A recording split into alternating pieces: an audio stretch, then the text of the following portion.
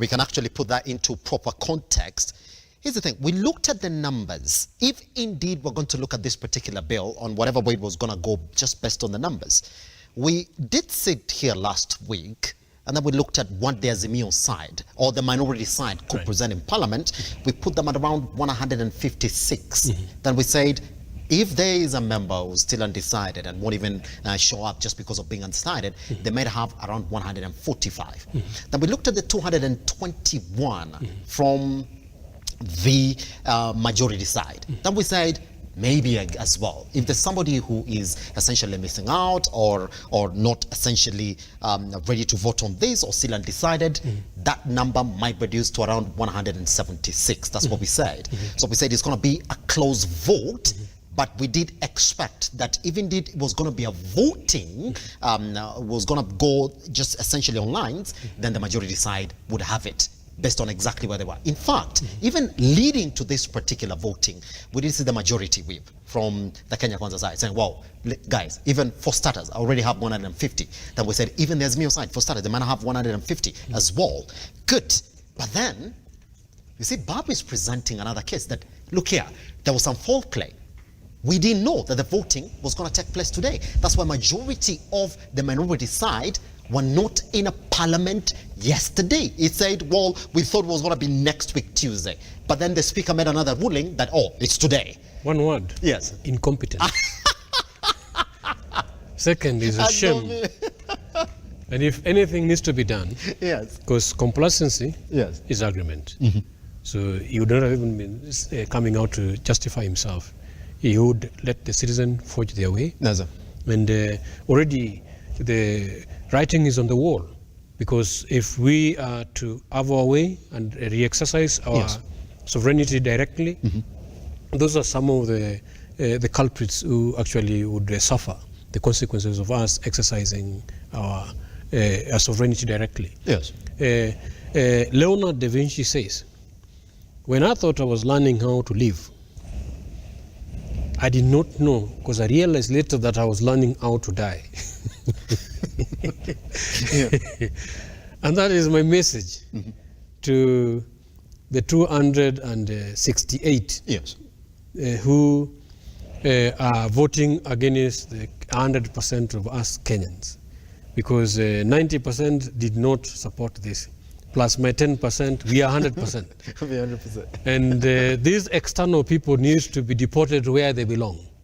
And where they belong is not in this country to date.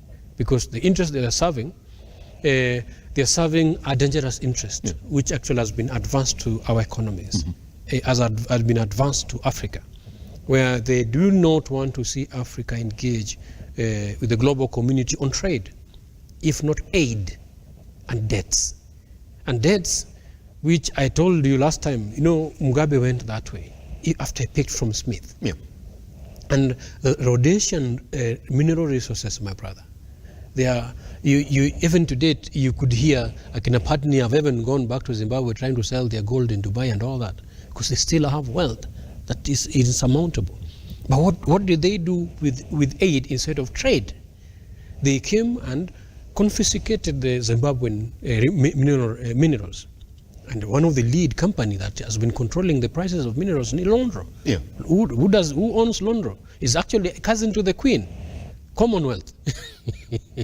And instead of now allowing these guys to, because once you have mineral resources and things to exchange, definitely your currency should be stronger. But what is Zimbabwean currency even to date? What was Zimbabwean currency then? Because even when you're going to buy bread, you had to carry sacks of notes to just go and buy bread. That is how they destroyed the Zimbabwean currency. And today, just the other day, I was calling some of my friends in DRC. Do you know what DRC is known for? Minerals. Minerals that you cannot exhaust. But do you know what DRC franca is worth to the dollar? $1 is equivalent to 2,350 DRC franca. Confirm. Why? Yet they have so much minerals. Actually, that is the largest country in Africa. DRC will take probably 3 East Africa together combined. It's such a vast country. But look at its currency. In other words, its resources have been captured and has been plundered by external forces. Yeah. These guys are here with us as well. Of course, they are looking at our currency because of these cartels we've been having, is still standing at 150, which also exposes us. Probably they're not interested in us so much due to lack of resources that they would plunder. But we could use that as an advantage and actually have some wisdom in leadership to raise this geographical location to be competitive. And instead of that, we have individuals who, and to me is the worst wickedness that people have never learned. They always manipulate our electoral process, hijack it, take advantage of it.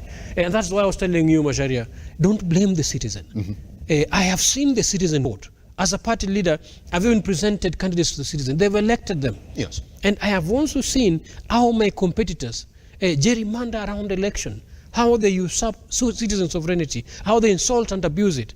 And they use all manner of institutions and avenues to make sure that that citizen authority is abused for these other people's sake.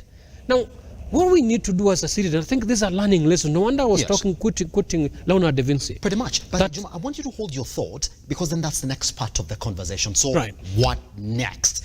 Macharia, let me pull you in as well on that. And I would like to, Juma has called it incompetent.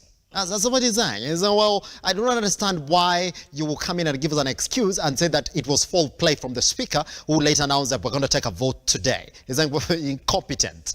Do you also apportion incompetence from the members of parliament, especially from the Azimio side or the minority side, who were no-show in parliament yesterday when they were supposed to take a vote on this particular issue? Macharia.